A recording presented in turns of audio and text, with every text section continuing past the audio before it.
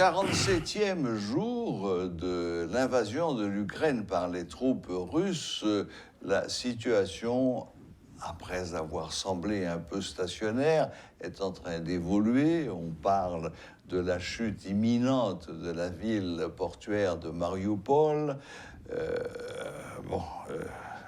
Vous avez tous suivi ça, puisque les télévisions du monde entier ne parlaient pratiquement que de cela depuis tout ce temps-là. Mais ce que nous allons aborder aujourd'hui, c'est sous l'angle des sanctions internationales qui ont été imposées à la Russie, aussi bien par les États-Unis que par l'Union européenne. Quel impact ces sanctions peuvent-elles avoir? Quelles répercussions sur le marché international du capital? C'est ce que nous allons essayer de voir aujourd'hui dans ce numéro de Les Échos de la Finance, et toujours avec notre ami William Savary. Bonsoir William. Bonsoir Serge, bonsoir Haïti, bonsoir Métropole, bonsoir tout le monde. Et bonsoir tout le monde, c'est le cas de dire, parce que c'est tout le monde qui nous intéresse aujourd'hui avec cette histoire de sanctions. Bon, on a vu que les sanctions ont commencé, je ne dirais pas timidement, mais ils n'ont pas mis le paquet en se disant si la Russie ne corrige pas son tir, on va aller en l'augmentant. Bon, effectivement, c'est ce qu'ils ont fait. Effectivement, step by step, étape par étape. Étape par étape, les États-Unis, ils ont viré, tourné la vis. Donné un tour de vis. Un tour de vis, petit à petit, jusqu'à ce que nous sommes arrivés là aujourd'hui, où il y a presque sanctions totales sur la Russie. Et l'Europe aussi a fait pareil. Oui, bien sûr. Maintenant, il faut signaler au prime abord que ce n'est pas la première fois que des sanctions sont utilisées. Hein? Par exemple, aujourd'hui, Haïti a été sanctionné, par exemple, après la guerre de l'indépendance. Il ne faut pas oublier ça. Maintenant, il faut que les pays... Haïti n'a pas été sanctionné, Haïti a été mis au banc, hein, comme animal pestiféré. Maintenant, nous avons aujourd'hui des sanctions contre l'Iran, contre Cuba. Il y a des sanctions qui ont eu lieu contre la Libye. Maintenant, il faut se dire que les sanctions, en général, évoluent à deux niveaux. Il y a le premier niveau qui est au niveau de la merchandise trade deficit, trade balances,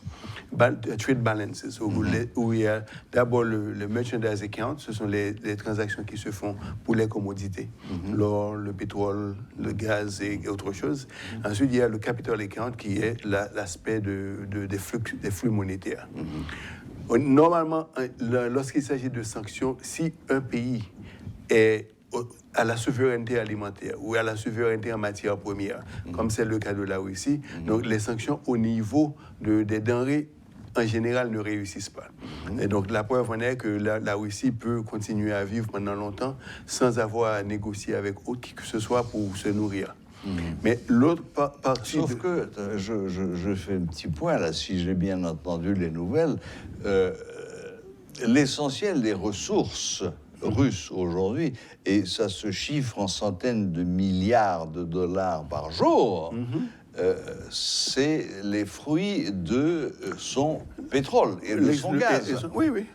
Maintenant, si cette source de revenus est sinon suspendue complètement, mais au moins réduite de manière drastique, il faudra que la Russie trouve d'autres débouchés. Ouais, trouve la Chine, il y a beaucoup d'autres débouchés en dehors des marchés actuels qui ne vont pas compenser à 100% le manque à gagner de l'or, mais qui vont quand même permettre à ce que la Russie de continuer à vivre.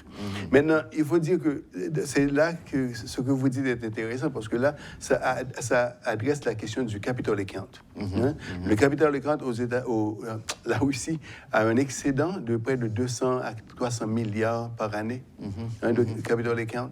Donc, ce qui veut dire que ce n'est pas une nation déficitaire en matière de la balance des paiements. D'accord. Okay? Donc, Et pour que les sanctions, comme je vous ai dit tantôt, les sanctions peuvent être appliquées soit au niveau des denrées, soit au niveau du capital. Ce que nous sommes en train de témoigner, c'est que ce sont les sanctions qui sont au niveau du capital qui sont en train qui pourraient avoir le plus d'effet. Maintenant, je dois vous signaler qu'en 1997, il y a eu ce qu'on appelle le Long-Term Capital Management Crisis. Le Long-Term Capital Management Crisis, c'était les obligations ou les bons du Trésor de la Russie qui subissaient beaucoup de pression sur le marché international. Maintenant, les détenteurs de ces bons-là furent les grandes maisons de financement et d'investissement américaines. Et le Federal Reserve, la Banque centrale américaine, a dû intervenir pour stabiliser le prix des bons russes pour permettre à ce que les pertes soient limitées au niveau des grands investisseurs, des grands détenteurs des bons russes. En quelle année vous dites ça? 97. 1997. Oui, récemment. Et ceci, il ne faut pas oublier aussi qu'en 1917, la Russie avait créé banqueroute. Donc, il y a la pratique de créer banqueroute en Russie n'est pas quelque chose de nouveau. Mais maintenant, la question, c'est vraiment quelles sont les conditions sous lesquelles la banqueroute est vraiment déclarée. Donc, pour retourner à nos moutons, donc aujourd'hui, nous savons que c'est à cause de la pression sur le marché financier, sur le marché du capital, qui ont les pressions qui ont été, les sanctions qui ont été imposées, que la Russie peut-être frôle, n'est pas même pas aller banqueroute, mais frôle la notion, que les gens peuvent frôler la question de banqueroute, de banqueroute pour la Russie. Mais avant d'aller là, il faut vraiment faire un pas en arrière. Pour qu'une nation subisse les sanctions, il faut d'autres nations à appliquer les sanctions. Et en l'occurrence, pour avoir des sanctions au niveau du marché du capital market, il faut une monnaie à partir de laquelle les sanctions peuvent être appliquées. Ce qui nous amène sur l'hégémonie du dollar américain. Parce qu'une grande partie des réserves de plusieurs banques mondiales à travers le monde, si pas toutes les banques mondiales à travers le monde, détiennent une grande partie de leurs réserves en dollars américains. Et pourquoi? C'est parce que lorsque des denrées sont vendues sur le marché international et que le pays est payé en dollars, parce qu'il ne faut pas oublier que les denrées sont libellées aujourd'hui en dollars américains. Donc plusieurs pays accumulent beaucoup de dollars. Maintenant, les dollars, vous ne pouvez les investir que dans les bons du trésor américains. Donc, lorsque vous investissez votre dollar dans les bons du trésor américains, ce qui vous rend susceptible d'être soumis aux pressions américaines, parce que toutes les transactions qui se font en dollars, la trésorerie américaine a son mot à dire là-dessus. Donc la trésorerie américaine peut à tout moment dire que vous ne pouvez plus négocier dans le dollar américain. Et c'est ce qui est arrivé aujourd'hui. Et les institutions américaines, les institutions financières américaines, où les banques, où les actifs de la banque russe sont hébergés, aujourd'hui, la banque russe n'a plus accès à ces fonds en vertu de ce pouvoir de la trésorerie américaine. Et de cette exclusion du système SWIFT. Oui. Et ceci est indépendamment du système SWIFT, mais strictement nous parlons du trésor américain. D'accord. Parce que là, le trésor américain vous permet quand même de recevoir des intérêts sur vos avoirs. Et avec les intérêts, vous accumulez encore davantage de capitaux. Mais il y a eu un gel du côté américain. Le gel du côté américain, maintenant, va créer beaucoup plus que simplement une menace de banqueroute sur la Russie. Parce que ça va également affecter la confiance des autres banques centrales à travers le monde dans le dollar américain. En se disant, ils ont fait ça aux Russes, peut-être qu'ils me feront ça demain matin. Bon, ils ont fait ça aux Russes qui ont des armes nucléaires, c'est ce qu'ils vont dire. Et aujourd'hui, la Chine commence déjà à réfléchir sur ce qu'on appelle des mesures, des paravents ou des mesures correctives pour ne pas être sujet à l'effet dévastatrice, aux effets dévastateurs des sanctions. Mais la Chine a quelques arguments à faire valoir, si j'ai bien retenu les émissions et les articles que j'ai pu lire. C'est la Chine qui détient le plus de dollars américains. La dette américaine Ouais. est principalement envers la Chine. Ouais. Donc si la Chine décide demain matin d'exiger un remboursement immédiat, ça risque quand même d'ébranler un peu les États-Unis, non? Non. C'est ce que les gens disent. Hein? Mais je prends le contre-pied. Je vais vous dire pourquoi.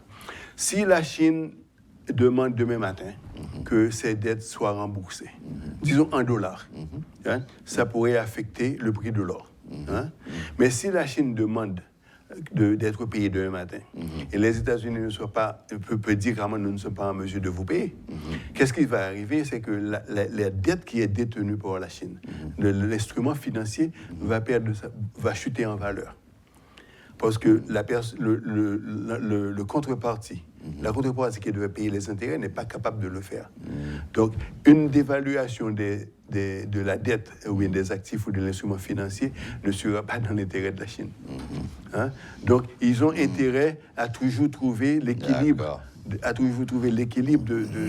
Pour préserver la stabilité du système financier. Parce que le tout, c'est vraiment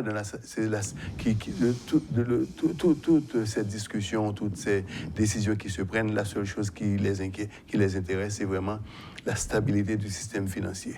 Nous en avions parlé le jour de l'invasion où j'avais évoqué, le jour d'après, où j'avais évoqué, c'est vraiment pour comprendre si oui ou non cette action militaire est grave, il faut suivre la volatilité dans le marché.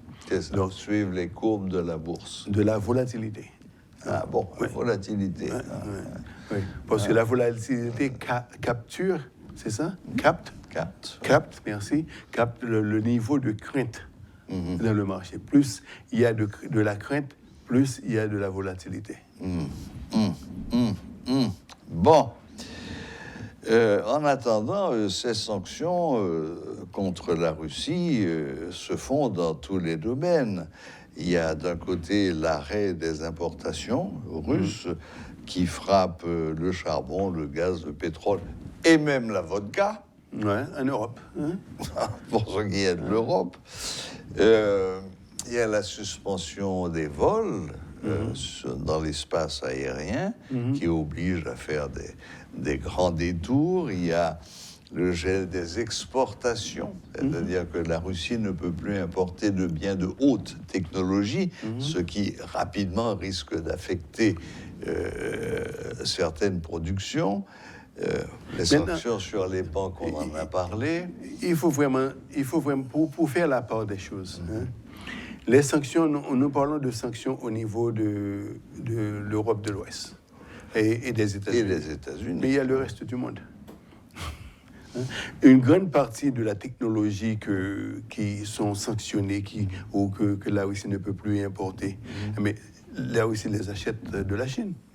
Donc, c'est vraiment... La Chine est le fournisseur du monde. Ce qui arrange non seulement l'affaire de la Chine, mais ce qui renforce davantage l'objectif de la Chine, qui n'est jamais dévoilé d'ailleurs, de faire de la monnaie chinoise une monnaie de référence à travers le monde. Oui. Donc, les sanctions, c'est vraiment à double tranchant. Hein?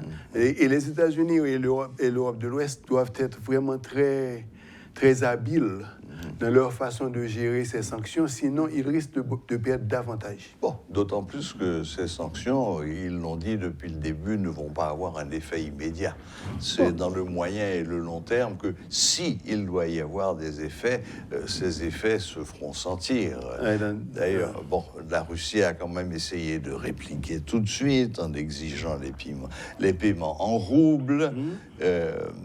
Cet après-midi, la Banque centrale américaine a refusé le remboursement d'une partie de la dette que la Russie voulait faire en roubles. Elle a exigé que ce soit fait en dollars, ce qui apparemment a donné un petit coup, une petite secousse à la Russie. Mais bon, Le montant de la dette en question, c'est de 600 millions de dollars. Vraiment, c'est une dette qui arrive à maturité maintenant. 600 millions? Oui, 600 millions. C'est rien, ça. Non, c'est rien. Mais le montant total de la dette, c'est 675 milliards. Ah, bon. Il y a une différence entre le montant total de la dette et le montant qui arrive à maturité maintenant. Actuellement. Donc 600 millions à maturité maintenant et 675 milliards. Le total. Le total. Bon, là, oui, vraiment, on est dans les lions et dans les liards. Et j'avoue que je n'arrive même pas à imaginer. Et de ces 640 milliards, il y a 79 milliards qui sont détenus par des étrangers. D'accord. Donc, on ne parle pas vraiment de grandes choses, hein, de grands montants. Là, d'accord. Ce ne sont pas des montants qui ne sont... Ces montants sont gérables, si vous voulez. Et il faut regarder ceci comme un grand match d'échecs. C'est un jeu d'échecs avec la différence, c'est qu'un jeu d'échecs se termine par le roi qui est mis échec et mat, alors qu'à l'heure actuelle, ce à quoi l'on fait face, c'est un risque potentiel de guerre nucléaire. Et ça existe, c'est là, on ne peut pas l'oublier. Monsieur Poutine... Je ne crois pas. Non seulement je ne le crois pas, mais je ne le souhaite évidemment pas, mais M. Poutine a quand même été extrêmement virulent dans ses propos en brandissant l'arme atomique, ce à quoi certains autres pays lui ont répondu, mais nous aussi nous avons l'arme atomique. Bon, alors... Mais on ne sait jamais. Bon, Docteur Folamour, n'oubliez pas le film de Stanley Kubrick, Docteur Folamour. Il suffit que demain matin, il y ait un affrontement direct entre des troupes russes et des troupes de l'OTAN.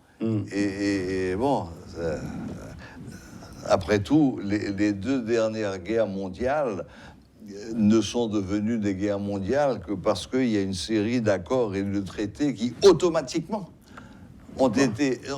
Ça s'est enclenché. On va suivre. Maintenant, il faut dire que toutefois, l'effet de la dette au niveau international, c'est vraiment très important. Les gens doivent comprendre ce que voudraient les États-Unis, par exemple, et l'OTAN, ce serait que la chute de la valeur des actifs ou bien des obligations de la Russie. Une chute de ces valeurs amènerait automatiquement une augmentation des taux d'intérêt, et ce qui rendrait la Russie le financement de la croissance économique en Russie très problématique. Parce qu'il ne faut pas oublier la croissance en général, que ce soit les entreprises privées, que ce soit les entreprises publiques, ils ont un élément de dette. L'élément de dette est très important dans leur croissance, dans la croissance de leur production. Donc, et je pense que c'est là vraiment le grand risque et la grande influence ou le grand impact qu'il faut vraiment faire le monitoring. Oui, la dette. Ouais.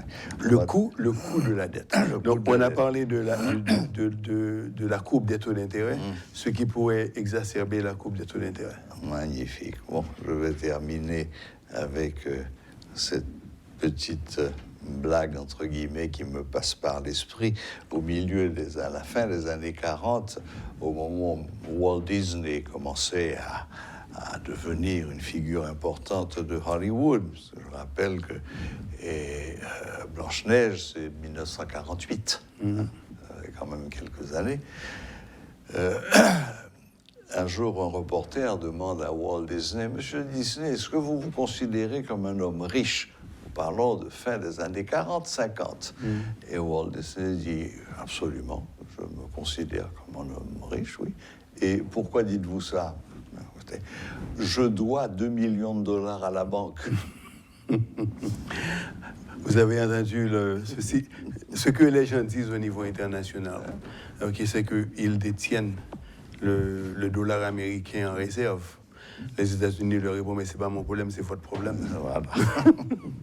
Merci William, merci de cet éclairage d'un plan presque strictement financier et économique de ces sanctions contre la Russie, bon, il ne nous reste plus qu'à voir l'évolution des choses. Face à cette guerre dont tout le monde semble dire qu'elle va durer beaucoup plus longtemps qu'on ne l'espérait, ou tout au moins que M. Poutine l'espérait au départ, car il avait espéré un blitzkrieg qui aurait balayé les Ukrainiens récalcitrants, alors que la majorité de la population l'aurait accueilli avec des vivas. Ce n'est pas le cas. Donc on va voir, on va suivre et on aura un œil attentif sur les conséquences sur le plan financier et économique pour le monde et sur le marché international du capital de cette crise russo-ukrainienne. Merci, bonne fin de journée.